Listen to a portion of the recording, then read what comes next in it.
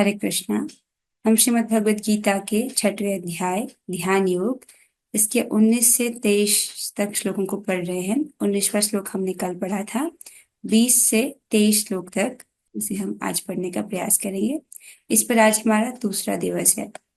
स्वरूपा माता जी आप गाइए।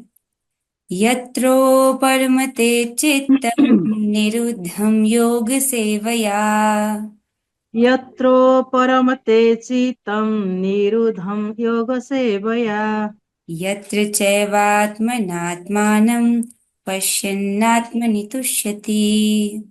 यत्र चैवात्मनात्मानं पश्यन्नात्मनि तुष्यति।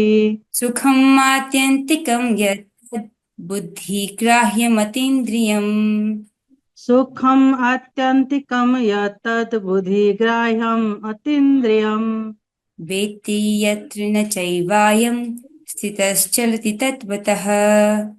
वेत्ति यत्र न चैवायं स्थितश्चलति तत्त्वतः। यं लब्ध्वा चापरं लाभं मन्यते नाधिकं ततः। यं लब्ध्वा च परं लाभं मन्यते नाधिकं ततः। यस्मिन् स्थितो न दुःखेन गुरुणापि विचाल्यते। यस्मिन् स्थितो न दुःखेन गुरुणापि विचल्यते। तं विद्या दुःखसंयोग वियोगं योगसंज्ञितम्। तं विद्या दुःखसंयोग वियोगं योगसंज्ञितम्। बहुत अच्छे माता जी। इस श्लोक में भगवान समाधि की अवस्था का वर्णन कर रहे हैं। जब एक व्यक्ति अष्टांग योग के अभ्यास से सिद्धि को प्राप्त कर लेता है तो वो अवस्था कैसी होती है उसका वर्णन भगवान इस श्लोक में कर रहे हैं। भगवान कहते हैं सिद्धि की अवस्था में जिसे समाधि कहते हैं, मनुष्य का मन योगाभ्यास के द्वारा भौतिक मानसिक क्रियाओं से पूर्णतया संयमित हो जाता है। इस सिद्धि की विशेषता यह है कि मनुष्य शुद्ध मन से अर्थात उसका चित्त जो है वो शुद्ध हो जाता है। शुद्ध मन से अपने को देख सकता है और अपने आप में आनंद उठा सकता है। उस आनंदमय स्थिति में वह दिव्य इंद्रियों द्वारा असीम दिव्य सुख में स्थित रहता है। इस प्रकार स्थापित मनुष्य कभी सत्य से विपद नहीं होता और इस सुख की प्राप्ति हो जाने पर वह इससे बड़ा कोई दूसरा लाभ नहीं मानता। ऐसी स्थिति को पाकर मनुष्य बड़ी से बड़ी कठिनाई में भी विचलित नहीं होता। यह निसंदेह भौतिक संसर्ग से उत्पन्न होने वाले समस्त दुखों से वास्तविक मुक्ति है।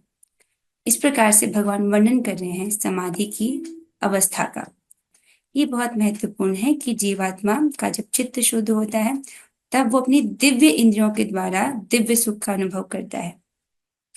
हम इस श्लोक पर कल भी चर्चा कर रहे थे और हम तात्पर्य में थे। ठीक है, हम अधिक नहीं पढ़ पाए थे, पहला ही पेज पर था, हम वहां से आज कंटिन्यू करेंगे। अनुवाद और तात्पर्य कृष्ण कृपा मूर्ति श्री श्रीमद एसी भक्ति वेदांत स्वामी प्रभुपाद द्वारा। तो प्रभुपाद जी कह रहे हैं योगाभ्यास से मनुष्य भौतिक धारणाओं से क्रमशः विरक्त होता जाता है। यह योग का प्रमुख लक्षण है। यह हमने कल पढ़ा था, आज हम यहाँ से पढ़ेंगे। योगाभ्यास बहुत कुछ पतंजलि की पद्धति पर आधारित है। कुछ अप्रामाणिक भाष्यकार जीवात्मा तथा परमात्मा में अभेद स्थापित करने का प्रयास करते हैं और अद्वैतवादी इसे ही मुक्ति मानते हैं, किंतु वे पतंजलि की योग पद्धति के वास्तविक प्रयोजन को नहीं जानते। हो सकता है कि आपको ये बहुत कठिन लगा हो, लेकिन अगर आप ध्यान पूर्वक सुनेंगे तो आपसे समझ पाएंगे। प्रभुपाद जी कुछ अप्रामाणिक भाष्यकार के मतों को आपको बता रहे हैं। वो क्या कहते हैं, वो सोचते हैं कि इस प्रकार से जब व्यक्ति राइट अष्टांग का अभ्यास करता है, जब सिद्धि प्राप्त करता है, वो उनके मतानुसार जीवात्मा और परमात्मा में कोई भेद नहीं है। क्या कह रहे हैं, योगाभ्यास बहुत कुछ पतंजलि की पद्धति पर आधारित है। तो फिर आप पूछेंगे पतंजलि की पद्धति क्या है, उसको प्रभुपाद जी भी वर्णन करेंगे अगले पैराग्राफ में। तो यहाँ पर कह रहे हैं कुछ अप्रामाणिक भाष्यकार हैं, वो जीवात्मा को और परमात्मा को अभेद अर्थात ये कहने का प्रयास करते हैं कि इनमें कोई अंतर नहीं है, ये दोनों एक ही हैं, राइट, ऐसा करने का प्रयास करते हैं। और अद्वैतवादी इसे ही मुक्ति मानते हैं, किंतु वे पतंजलि की योग पद्धति के वास्तविक प्रयोजन को नहीं जानते। अब ये स्पष्ट प्रश्न बन रहा होगा कि पतंजलि की योग पद्धति है क्या। प्रभुपाद जी उसका वर्णन करते हैं। पतंजलि पद्धति में दिव्य आनंद को स्वीकार किया गया है, किंतु अद्वैतवादी इस दिव्य आनंद को स्वीकार नहीं करते, क्योंकि उन्हें भ्रम है कि इससे कहीं उनके अद्वैतवाद में बाधा ना उपस्थित हो जाए। अब इसको समझिए, थोड़ा सा ये कठिन विषय है। देखिए, यहाँ पर इस श्लोक में भगवान ने ये स्पष्ट किया है। क्या स्पष्ट किया है? कि समाधि की अवस्था में सुखम आत्यंतिकम यत्तत् बुद्धि ग्राह्यम अतीन्द्रियम, अर्थात जो आत्मा है वो सुखम दिव्य सुख का अनुभव करता है अपनी दिव्य इंद्रियों के द्वारा। ठीक है, लेकिन इस बात को जो अद्वैतवादी है वो नहीं स्वीकार करते हैं। किस बात को? कि जो आत्मा है वो दिव्य आनंद को अनुभव करता है सिद्धि की अवस्था में। ऐसा क्यों? क्योंकि देखिए ना, अद्वैत अर्थात जिसमें दो नहीं है, अद्वैत जिसमें दो नहीं, एक ही है, एक ही चीज है, ब्रह्म है, उसको वो मानते हैं। देखिए, जो व्यक्ति आनंद का अनुभव कर रहा है वो ये अनुभव कर रहा है कि वो है, राइट, वो है, इस बात को अनुभव कर रहा है। तो जैसे वो इस बात को अनुभव कर रहा है कि वो है, तो वो अद्वैत कैसे हुआ? राइट, क्योंकि इसको ऐसे समझिए, इसको सिंपल भाषा में आप समझने का प्रयास कीजिए कि हाँ, यहाँ पर देखिए, अद्वैतवादी ज्ञान तथा ज्ञाता के द्वैत को नहीं मानते। राइट, अब इसको पहले ज्ञान और ज्ञाता आप समझिए ताकि आप इस पूरी बात को समझ पाए। जैसे अगर मैं आपसे पूछूं ये क्या है, स्क्रीन पर जो दिख रहा है ये क्या है, आप जानते हो ये क्या है, तो आप बोलोगे कि ये सेब है। राइट, तो आपने कहा ये सेब, ये क्या है? ज्ञान हुआ। राइट, तो इस चित्र को देखिए, आप हुए ज्ञाता, उसको जानने वाले, और ये क्या है? ये जिस वस्तु को आप जानना चाहते हैं, और जो ज्ञान है अर्थात ये सेब है। राइट, लेकिन आपको पता है कि ये सेब है, तो आप समझ पा रहे हो ज्ञाता, ज्ञान और ज्ञेय क्या होता है। ये टर्म्स क्लियर हो रहे हैं सबको? है ना, इजी टर्म्स है। ज्ञाता में जो जानता है, ज्ञेय जिस वस्तु को जानना चाहते हैं, जिस साधन के द्वारा ज्ञेय को जाना जाता है उसको ज्ञान कहते हैं। ठीक है, ये स्पष्ट है। अब आइए, हम प्रयास कर रहे हैं ये वाली स्लाइड समझने का। राइट, तो ये सब उसी के लिए भूमिका है। अब देखिए, आप समझते हो कि ब्रह्म ज्योति क्या है? ब्रह्म ज्योति क्या है? श्री भगवान की अंग कांति। ये जो ब्रह्म है, राइट, जिसको जो तत्वविद है वो ब्रह्म कहकर पुकारते हैं, वो क्या है? वास्तव में वो श्री भगवान की अंग कांति है। इतना सबको स्पष्ट है? ठीक है, अब अद्वैतवादी क्या कहते हैं उसको समझिए। अद्वैतवाद की फिलॉसफी को थोड़ा सा समझने का प्रयास कीजिए। अद्वैत मीन्स जिसमें दो नहीं है, एक ही है। क्या एक है? ब्रह्म। तो वो क्या कहते हैं कि ब्रह्म जब अविद्या से ढका हुआ तब वह जीव कहलाता है। वो क्या कहते हैं कि जो ब्रह्म है वो जब अविद्या से ढक गया तो उसको जीव कहते हैं। जब अविद्या हट जाती है तब वो स्वयं को ब्रह्म के रूप में देख पाता है, अर्थात कि वही भगवान है। ये उनका सिद्धांत है, जबकि ये सही सिद्धांत नहीं है। वो कौन से सिद्धांत को फॉलो करते हैं? घटाकाश पटाकाश। उनके हिसाब से सब सब क्या है इस वक्त? जैसे घट है, घट समझ रहे हैं, जो घड़े हैं इन सब में आकाश है कि नहीं? आकाश समझते हैं, इन सब में आकाश है। जब घट टूट जाएंगे तो सब आकाश में मिल जाएंगे। राइट, ये उनकी सिद्धांत है, लेकिन ये सही नहीं है। ठीक है, सो वो इस प्रकार से समझते हैं कि जब ये घट टूट जाएगा तब सब आकाश में मिल जाएगा, अर्थात जब अविद्या हट जाएगी तो सब ब्रह्म ही है, और ब्रह्म अर्थात आत्मा अनुभव करेगा अपने आप को ब्रह्म के रूप में। ये समझेगा कि मैं ही भगवान हूँ। राइट, तो ये गड़बड़ हो गई। तो अद्वैतवादी ज्ञान तथा ज्ञाता के द्वैत को नहीं मानते। राइट, वो क्या करते हैं? ज्ञान और ज्ञाता के द्वैत को नहीं मानते। उनके अनुसार है, उनको लगता है कि जब मुक्ति प्राप्त हो जाती है ना, तब आत्मा जो है वो ब्रह्म में, जो आत्मा तो ब्रह्म ही था, वो ब्रह्म बन गया, तब वो कोई आनंद का अनुभव नहीं करेगा क्योंकि वो तो विलीन हो गया। ऐसे समझते हैं। जैसे यहाँ पर आप घड़े को देख रहे हैं ना, घड़ टूट जाएंगे तो आकाश में मिल जाएगा। तब जब वो आकाश में मिल जाएगा, अर्थात जो ब्रह्म है वो वापस ब्रह्म की तरह स्थित हो जाएगा, तो उसका कोई अस्तित्व नहीं होगा, ऐसा वो समझते हैं कि उसकी कोई दिव्य इंद्रियां नहीं होंगी। राइट, इसीलिए वो इस बात को स्वीकार नहीं करते कि कैवल्य प्राप्त होने के बाद, मुक्ति प्राप्त होने के बाद जो जीवात्मा है वो सुख अ, आनंद का अनुभव करेगा। आप इसको समझ रहे हैं? देखो, आप इसको समझ, जो समझ रहा है वो ऐसे करे, जो नहीं समझ रहा है वो ऐसे करे, ताकि मुझे पता चल जाए। ओके। ओके, एक वक्त ऐसे कर रहे हो, ये कौन सा वाला साइन है? मेरी स्क्रीन नीचे है, मैं नीचे मतलब जिसको आगे ऐसे करे, जिसको नहीं आया वो ऐसे करे। ओके, ठीक है ठीक है। कुछ लोग ऐसे कर रहे हैं, कुछ लोग कुछ भी नहीं कर रहे, मतलब हम बताएंगे ही नहीं आपको, गैस करो आप। अच्छा ठीक है, फिर से कोशिश करती हूँ मैं। देखिए, अद्वैतवादी सोचते हैं कि मुक्ति के बाद उनके हिसाब से मुक्ति ऐसी होती है। अब सुनो, जैसे कि कुछ लोग ऐसे सोचते हैं कि मुक्ति मतलब ब्रह्म में विलीन हो जाना। राइट, मुक्ति के बाद वे सोचते हैं कि आत्मा का अस्तित्व ही नहीं रहेगा। तो जब आत्मा का अस्तित्व ही नहीं रहेगा तो वह आनंद कैसे भोगेगा? ये उनका अब सिद्धांत रहता है, जबकि ऐसा नहीं है। राइट, मुक्ति मतलब क्या, देखिए। राइट, जैसे आप इस चित्र को देख रहे हो, यहाँ पर आध्यात्मिक जगत में भगवान है, भक्त है और भक्ति का सुख है। राइट, भक्त भगवान के सुख का अनुभव करता है। ऐसा ये क्यों समझाया जा रहा है आपको, इसको देखिए। भक्त अर्थात ज्ञाता। राइट, भगवान अर्थात ये जिसको जाना जाता है। और किस साधन से भगवान को जाना जाता है? भक्ति।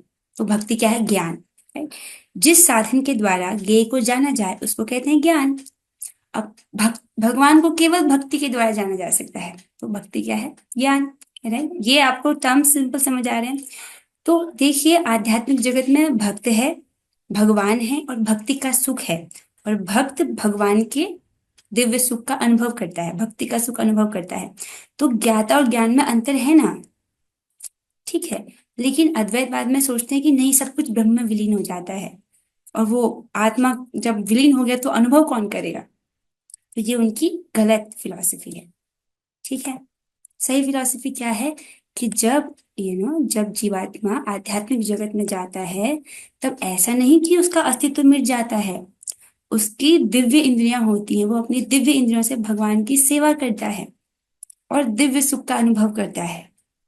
ठीक है। ये बात, जो सही बात है वो समझनी आसान होती है, जो गलत बात होती है वो समझ नहीं आती, क्योंकि वो गलत बात है कि नहीं? अच्छा, आपको सही बात समझ आ गई है। इसको देखिए, वापस आते हैं स्लाइड में एक बार जी। ये तीन टर्म्स आप याद कर लो, ज्ञाता, ज्ञान और ज्ञेय। ठीक है, ताकि कंफ्यूजन ना रहे। ओके, वापस आते हैं इस पर। मैं इसको फिर से पढ़ रही हूँ ताकि स्पष्ट हो जाए इस बार। पतंजलि पद्धति में दिव्य आनंद को स्वीकार किया गया है। राइट, किंतु अद्वैतवादी इस दिव्य आनंद को स्वीकार नहीं करते। वे सोचते हैं कि कैवल्य प्राप्त होने के बाद आत्मा कैसे दिव्य आनंद भोगेगा। राइट, क्योंकि उन्हें भ्रम है कि इससे कहीं उनके अद्वैतवाद में बाधा न उपस्थित हो जाए। राइट, आई होप आप इसको समझ रहे हो। क्योंकि जो व्यक्ति आनंद का अनुभव कर रहा है, वह यह अनुभव कर रहा है कि वह है। राइट, वो अनुभव कर रहा है कि वो है, ब्रह्म से अलग अपने आप को अनुभव कर रहा है। आप हो और भगवान है, भगवान एक इंडिविजुअल व्यक्ति है, आप एक अलग व्यक्ति हो। राइट, तो लेकिन अद्वैतवाद क्या है? सब एक है। तो उनका सिद्धांत जो है वो ठीक नहीं बैठता। नहीं, आप इनका आप सिद्धांत समझ रहे होंगे। अद्वैतवादी ज्ञान तथा ज्ञाता के द्वैत को नहीं मानते, किंतु इस श्लोक में दिव्य इंद्रियों द्वारा अनुभूत दिव्य आनंद को स्वीकार किया गया है। योगा सूत्र में 3:34 महर्षि कहते हैं, पुरुषार्थ शून्यानाम गुणानाम प्रति प्रसवः कैवल्यम स्वरूप प्रतिष्ठा वाद चिति शक्ति रीति। This is important. क्या कह रहे हैं? देखिए, यह चिति शक्ति या अंतरंगा शक्ति दिव्य है। तो उसमें चिति शक्ति का वर्णन किया गया। वो क्या है चिति शक्ति? वो अंतरंगा शक्ति है, भगवान की दिव्य शक्ति है। और पुरुषार्थ का क्या अर्थ है? धर्म, अर्थ, काम, मोक्ष। राइट, मोक्ष अर्थात ब्रह्म से तादात्म्य में। तो जो अद्वैतवादी हैं वो परब्रह्म से इस तादात्म्य को कैवल्य कहते हैं। राइट, अद्वैतवादी कैवल्य को मानते हैं। कैवल्य अर्थात वो समझते हैं कैवल्य का अर्थ होता है परब्रह्म से तादात्म्य हो जाना। किंतु पतंजलि के अनुसार कैवल्यम वह अंतरंगा या दिव्य शक्ति है जिससे जीवात्मा अपनी स्वाभाविक स्थिति से अवगत होता है। ये बहुत इंटरेस्टिंग है। सो अद्वैतवादी समझते हैं कि कैवल्य का अर्थ तो होता है ब्रह्म में विलीन हो जाना, लेकिन पतंजलि सूत्र में ऐसा नहीं बोला गया। उसमें क्या बोला गया है, जब जीव अपनी स्वाभाविक स्थिति में स्थित हो जाए, राइट, उसको कहते हैं जब वो अपनी स्वाभाविक स्थिति से अवगत होता है। सो भगवान चैतन्य के शब्दों में यह अवस्था चेतो दर्पण मार्जनम, अर्थात जब चित्त के दर्पण का मार्जन हो जाता है, जब चित्त शुद्ध हो जाता है, अर्थात मन रूपी मलिन दर्पण का मार्जन शुद्धि है। यह मार्जन वास्तव में मुक्ति या भव महातावाग्नि निर्वापणम है। तो इस प्रकार से जब हरे कृष्ण महामंत्र जप करके जीव का चित्त शुद्ध होता है, राइट, वो अपनी वास्तविक स्थिति को देख पाता है कि वो भगवान का सेवक है, राइट। अपनी वास्तविक स्थिति में जब स्थित होता है आत्मा, तब कहते हैं कि उसको मुक्ति प्राप्त हो गई है। ये क्या है, वास्तव में मुक्ति है। प्रारंभिक निर्वाण सिद्धांत भी इस नियम के समान है। भागवत में इसे 2:10-6 में स्वरूपेण व्यवस्थिति कहा गया है। भगवत गीता के श्लोक में भी इसकी पुष्टि हुई। अब इसको समझिए, यहाँ पर प्रभुपाद जी मोक्ष का वर्णन कर रहे हैं, राइट। ये जो अब अद्वैतवादी जो गलत सिद्धांत समझ रहे हैं उसी को समझा रहे हैं, उसको ठीक कर रहे हैं, बेसिकली उनका खंडन कर रहे हैं।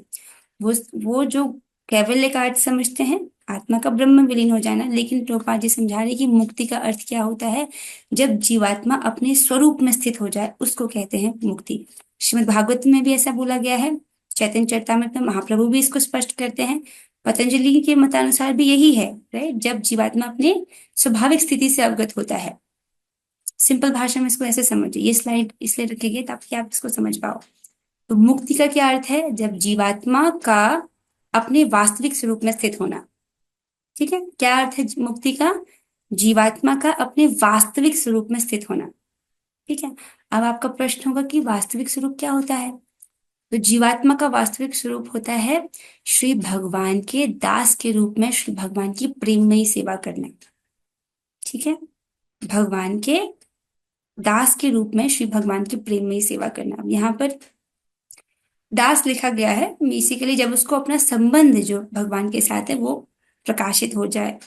और वो आप जानते हो, हम भगवान के साथ 5 रसों में से किसी एक रस में है, दास्य, साख्य, वात्सल्य, माधुर्य, एक रह गया, वो कौन सा है, शांत रस। ठीक है, उनमें से एक रूप में स्थित होकर के, राइट, वो भगवान की प्रेममय सेवा करता है। और भागवत में भी इसे स्वरूपेण व्यवस्थिति कहा गया है।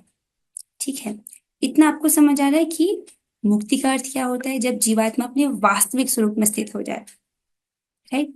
अब जो इस चित्र में आएगा, चित्र है क्या, नहीं, तो यहाँ पर आप इस चित्र देख रहे हो, कितना सुंदर चित्र है। यहाँ पर एक व्यक्ति है जो बद्ध जीव से, जो इस भौतिक ब्रह्मांड से, राइट, मुक्त हो रहा है। उसको लेने के लिए भगवान श्री विष्णु के पार्षद आए हैं और उसको दिव्य विमान में चढ़ा करके उसको भगवान के धाम लेकर जाएंगे।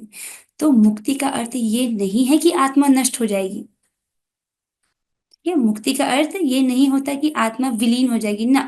भगवान इसको अध्याय 2 श्लोक संख्या 12 में ही कह चुके हैं, न त्वेवाहम जातु नासम न त्वम नेमे जनाधिपा। हे अर्जुन, ऐसा कभी नहीं था जब तुम नहीं थे, मैं नहीं था, ये सब राजा लोग नहीं रहेंगे, ना ही ऐसा कभी होगा जब तुम नहीं रहोगे, ये राजा लोग नहीं रहेंगे और मैं नहीं रहूंगा। अर्थात तुम हमेशा से थे, हो और हमेशा रहोगे। इवन जो मुक्ति की अवस्था है जिसको लोग कहते हैं ब्रह्म में विलीन हो जाना, उस स्थिति में भी आत्मा नष्ट नहीं होती है। ठीक है, समझ रहे हैं इसको आप, ओके। सो इतना आप समझ रहे, बस इतना ही समझना।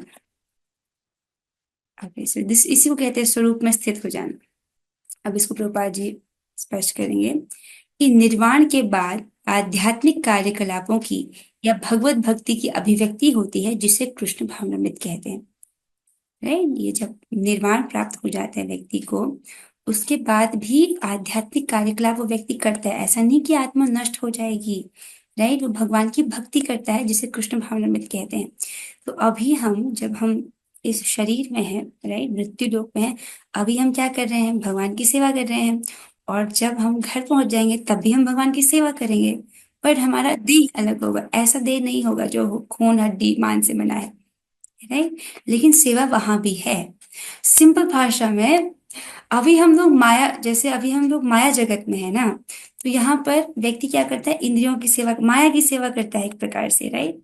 अपनी इंद्रियों की सेवा करता है, थोड़ा सा और एक्सटेंडेड परिवार की इंद्रियों की सेवा करता है कि मेरे परिवार का भरण पोषण हो जाए, फिर एक्सटेंडेड समाज के लेवल पर भी, राइट, समाज की इंद्रियों की सेवा करता है, क्योंकि इतनी ही बुद्धि रहती है पार्श्विक स्थिति पर। लेकिन ये बेसिकली आध्यात्म हमको क्या सिखाता है कि तुम अपने वास्तविक स्वामी की सेवा करो ना, राइट। तो हम बेसिकली जब हरे कृष्ण महामंत्र जपते हैं तो हम राधा रानी से कहते हैं कि हे राधा रानी, आप कृपा करके हमको कृष्ण की सेवा में लगा दो। तो हम उनसे सेवा मांग रहे हैं कि हमको इस भौतिक जगत में जॉब नहीं चाहिए, हमको आध्यात्मिक जगत में जॉब चाहिए। तो हम वहां सेवा मांग रहे हैं, तो मुक्ति हो जाएगी, इसका मतलब ये नहीं कि सब नष्ट हो जाएगा ना, हमको वहां जॉब मिल जाएगी। समझ रहे हो? और वो पूरा पैकेज है वहां, जिसकी एक बार जॉब लग जाती है, नो फायर पॉलिसी, मतलब कभी भी उसको जॉब से हटाया नहीं जाएगा, हमेशा हमेशा के लिए। और वहां जो स्वरूप है वो कभी बूढ़ा नहीं होता, कोई बीमारी नहीं होती है। उसका वर्णन भी कैसे किया जाए, दिव्याति दिव्य अनुभव रहता है। शास्त्र में उसको बताया गया है, वहां पर जो जीव है अनंत सुख भोगता है भगवान के साथ। और उसके सामने जो ब्रह्मानंद है, जो ब्रह्म में विलीन होने का जो आनंद है, वो भक्ति के आनंद के सामने एक बिंदु के समान भी नहीं है, इतना तुच्छ है, ऐसा कहा गया है शास्त्रों में। आई होप आप समझ रहे होंगे इसको, राइट। तो निर्वाण के बाद आध्यात्मिक कार्यकलाप होते हैं, राइट। आध्यात्मिक कार्यकलापों की या भगवत भक्ति की अभिव्यक्ति होती है, जिसे कृष्ण भावनामृत कहते हैं। आई होप आपको स्पष्ट हो रहा होगा कि वहां भी ये सब सेवाएं होती हैं। भागवत के शब्दों में स्वरूपेण व्यवस्थिति अर्थात जीवात्मा का वास्तविक जीवन यही है। तो जीवात्मा का वास्तविक जीवन यही है जब वो अपने स्वामी की सेवा करे अपनी इंद्रियों से। भौतिक दूषण से आध्यात्मिक जीवन के कल्मश युक्त होने की अवस्था माया है। इस भौतिक दूषण से मुक्ति का अभिप्राय जीवात्मा की मूल दिव्य स्थिति का विनाश नहीं है, इसको समझिए। जनरली लोग इसको गलत समझते हुए सोचते हैं कि भौतिक दूषण से मुक्ति हो जाना, लोग समझते हैं मुक्ति हो जाना मतलब सब खत्म, सब विलीन हो गया। ऐसा नहीं है। मुक्ति किस चीज से होती है? भौतिक दूषण से मुक्ति है, जो संसार का मल है, भौतिक वासनाएं हैं, इससे मुक्ति, राइट। अपने आप को जब व्यक्ति देह समझता है, देहात्मक बुद्धि से मुक्ति, राइट। जब व्यक्ति अपने आप को देह समझता है तभी तो देह के कार्य करता है और वो और बंधन में फंसता जाता है। तो जब व्यक्ति इस भौतिक दूषण से मुक्त होता है, देहात्मक बुद्धि से मुक्त होता है, तो इसका अर्थ ये नहीं होता कि उसका जो दिव्य स्थिति है आत्मा के रूप में वो नष्ट हो जाए। सिंपल है ना, मुक्ति की अवस्था में भी आत्मा नष्ट नहीं होता है, ये बोल रहे हैं। पतंजलि भी इसकी पुष्टि इस शब्दों से करते हैं, इन शब्दों से करते हैं, कैवल्यम स्वरूप प्रतिष्ठा व चिति शक्ति रीति। यह चिति शक्ति या दिव्य आनंद ही वास्तविक जीवन है। इसका अनुमोदन वेदांत सूत्र में इस प्रकार हुआ है, आनंदमयोध्यासात्। सो इस प्रकार से प्रभुपाद जी अलग अलग उपनिषदों से कोट भी कर रहे हैं कि वेदांत सूत्र से कोट करें कि उसमें भी ऐसा बोला गया है, right? अ, थोड़ा सा और इस लास्ट लाइन पढ़ लेते हैं। यह चिति शक्ति ही योग का परम लक्ष्य है और भक्ति योग द्वारा इसे सरलता से प्राप्त किया जाता है। तो यहाँ पर चिति शक्ति का वर्णन किया जा रहा है, ये क्या है? भगवान की अंतरंगा शक्ति है। तो एक चित्र यहाँ पर रखा गया था, हाँ। अंतरंगा शक्ति आप जानते हैं, राइट। बहिरंगा शक्ति, तटस्था शक्ति और अंतरंगा शक्ति, राइट। तो जीव क्या है? भगवान की तटस्था शक्ति है, तो उसके पास हमेशा ये चॉइस रहता है कि बहिरंगा शक्ति का आश्रय ले, अंतरंगा शक्ति का आश्रय ले। तो जो कार्य आप भक्ति के करते हो, अर्थात ये जो कथा सुनना है, हरिनाम जप करना है, प्रसाद खाना है, जो भी कार्य आप भगवान की सेवा हेतु करते हो, वो भगवान की अंतरंगा शक्ति द्वारा संपादित किया जाता है, राइट। उसमें माया शक्ति का रोल नहीं होता। आगे चलते हैं, फिर से लास्ट लाइन पढ़ेंगे कि यह चिति शक्ति ही योग का परम लक्ष्य है और भक्ति योग द्वारा इसे सरलता से प्राप्त किया जाता है। भक्ति योग का विस्तृत विवरण 7वें अध्याय में किया जाएगा। तो ये भक्ति, इस अध्याय में तो हम अष्टांग योग पढ़ रहे हैं, और अगले अध्याय जो 7वां अध्याय है उसमें भक्ति योग को हम विस्तार से पढ़ेंगे। आज के लिए हम यहीं तक पढ़ते हैं तात्पर्य से। अगर अभी तक का किसी का कुछ प्रश्न हो तो आप पूछ सकते हो सकता है घटाकाश पटाकाश में कुछ परेशानी हो तो पूछ सकते हो, पर आप सर समझ रहे हो, राइट, कि मुक्ति हो जाने के बाद आत्मा नष्ट नहीं होती, अभी तो आध्यात्मिक जगत में वो भगवान की सेवा करती है। ठीक है। अब एक यहाँ पर एक छोटी सी एक हास्य के लिए एक घटना रखी गई है, ये प्रभुपाद जी की लीलामृत से है। सो इसे पढ़ते हैं, बहुत इंटरेस्टिंग है। इसका शीर्षक है नौसिखिए रसोई का खाना, नौसिखिए रसोइयों का खाना। ठीक है। शुरुआत में इस्कॉन के भक्त रसोई में नए थे। एक दिन उन्होंने प्रभुपाद के लिए खिचड़ी बनाई, जो इतनी खराब बनी थी कि वह खाने लायक नहीं थी। ठीक है, तो बहुत खराब खिचड़ी बनी है किचन में। तो प्रभुपाद जी ने खिचड़ी का पहला निवाला चखा और मुस्कुराते हुए कहा, ये खिचड़ी नहीं, अलौकिक खिचड़ी है, केवल भगवान ही इसे पचा सकते हैं। तो सभी हंसी में फूट पड़े और भक्तों ने अपने रसोई कौशल सुधारने की ठान ली। तो देख रहे हैं, खिचड़ी खराब बनी है, राइट, और सीधे प्रभुपाद जी को उन्होंने वो खिचड़ी खिलाई, अर्थात मतलब भोग लगाने के बाद। हो सकता था कि प्रभुपाद जी इन पे गुस्सा करे, राइट, लेकिन प्रभुपाद जी ने गुस्सा नहीं किया। ठीक है। और राइट, बड़े सिंपल तरीके से उन्होंने उसको, उस सिचुएशन को डील किया। सो क्या बोलना चाह रही थी मैं इस चीज से कि हाँ, जब भी आप ठाकुर जी के लिए कुछ बनाए तो उसको बहुत अच्छे से बनाए, अपने पूरे सामर्थ्य के अनुसार बनाए। देखिए, जो भी हम साधन काल में अभ्यास करते हैं ना, वही हमको ऊपर सेवा प्राप्त होती है, एक वैसा ही हमको प्राप्त होता है। तो अभी अगर आप अच्छे से सेवा करेंगे, जिस भी सेवा को आप कर रहे हैं, तो वही तो सेवा आपको प्राप्त होगी। तो जिस भी सेवा को आप करें ठाकुर जी के लिए, बड़े प्रेम से करें, चाहे वो तुलसी जल अर्पित करना ही क्यों ना हो या भोजन बनाना क्यों ना हो। ये तो जो जिस भक्त को भोजन बनाने की सेवा मिली है, उसको तो बहुत बड़ी चीज मिल गई, क्योंकि देखिए हमारे ठाकुर जी खाने पीने के शौकीन हैं। उनको वो खाने पीने के शौकीन है, उनको बहुत अच्छा लगता है। एटलीस्ट एक चीज तो आपको बनानी आनी चाहिए ठाकुर जी के लिए। कुछ प्रश्न पूछ रहे हैं? ठीक है, आप चाहे जो भी सेवा करते हो, आप उसको बहुत प्रेम से करने का प्रयास कीजिए। एक प्रश्न है, सायुज्य मुक्ति ही चाहते हैं ना अद्वैतवादी? हाँ, सायुज्य मुक्ति ही चाहते हैं अद्वैतवादी। उनको आ, उनकी फिलॉसफी में यही है कि ब्रह्म में तादात्म्य हो जाना, केवल सायुज्य मुक्ति की बात करते हैं, राइट। लेकिन उनकी फिलॉसफी ठीक नहीं है, राइट। घटाकाश पटाकाश, लाइक वो सोचते हैं कि ब्रह्म में विलीन हो जाने के बाद आत्मा का अस्तित्व मिट जाता है, जबकि ऐसा नहीं है। भगवान इसका खंडन करते हैं भगवद गीता के अध्याय 2 श्लोक संख्या 12 से। भगवान की अंतरंगा शक्ति योग माया शक्ति है कि महामाया शक्ति, मुझे नहीं पता प्रभु जी। जब भगवान से मिलेंगे आप उनसे पूछ लीजिएगा। अंतरंगा शक्ति राधा रानी बोला जाता है, राइट। जब हम भक्ति संपादित करते हैं तो हम राधा रानी के आश्रय में हैं। सो योग माया महामाया मुझे नहीं पता प्रभु जी।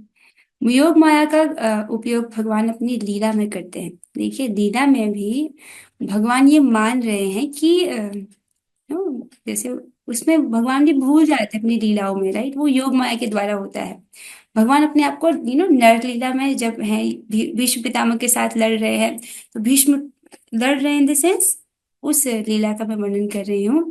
जब भीष्म पितामह बहुत तीव्रता से युद्ध कर रहे थे और अर्जुन का वध बस होने ही वाला था, भगवान को बहुत क्रोध आ जाता है कि अगर अब मैंने कुछ नहीं किया तो हो सकता है कि मेरे भक्त अर्जुन को क्षति पहुंच जाए। तो वो क्रोधित होकर के, राइट, वो रथ का पहिया उठा लेते हैं। हालांकि उन्होंने ये प्रतिज्ञा की थी कि मैं इस युद्ध में शस्त्र नहीं उठाऊंगा। ये बहुत बड़ी बात है। एक व्यक्ति अगर वचन दे दे, क्षत्रिय वचन दे दे, तो उसका पालन करता है। ठीक है, और इसी बात पर ही तो युद्ध हो रहा था कि भगवान शस्त्र नहीं उठाएंगे, तभी तो सब राजा लड़ रहे थे। वरना भगवान शस्त्र उठाएंगे तो किसकी मजाल है वहां खड़े हो सके। तो उस वक्त, राइट, भगवान क्रोधित होके वो उठा रहे हैं रथ का पहिया, और भीष्म पितामह आगे से बाण मार रहे हैं। ठीक है, और वो जो बाण है वो ठाकुर जी को लग रहे हैं और उनसे खून भी निकल रहा है। और भीष्म पितामह को पता है कि सब भगवान को आनंद हो रहा है, एक वीर रस में भगवान, जैसे दो योद्धा लड़ रहे हैं, तो जब तक थोड़ा बहुत खून नहीं आता उनको मजा नहीं आता। तो आप देखेंगे भगवान के शरीर से खून निकल रहा है, ये कैसे संभव है, राइट, क्योंकि भगवान का शरीर तो दिव्य है। हमारा शरीर खून मज्जा हड्डी से बना, उनका कैसे? तो वो जो लीला हो रही है वो योग माया के द्वारा हो रही है, समझे? तो भगवान की लीलाएं योग माया से होती है। ओके, सो इसके साथ हम आज जो है, आज ये अक्षर यहाँ पर विराम देते हैं। आई थिंक आपको कोई प्रश्न नहीं है। आइए अब हम 3 बार हरे कृष्ण महामंत्र करेंगे। आप अपने माइक ऑन कीजिए, हम सभी साथ में करेंगे। हरे कृष्णा कृष्ण कृष्णा हरे हरे, हरे राम राम राम राम हरे राम हरे। हरे हरे। हरे कृष्णा कृष्ण कृष्ण हरे हरे, हरे राम राम राम हरे हरे। हरे कृष्णा कृष्ण कृष्ण हरे हरे, हरे राम राम राम हरे हरे। श्रीमद् भगवद गीता की जय, श्रील प्रभुपाद की जय। ऑल ग्लोरी टू श्री गुरु गौरांगा। हरे कृष्णा। आप सही भक्तों के सहयोग के लिए बहुत बहुत धन्यवाद। Thank you so much. Hare Krishna.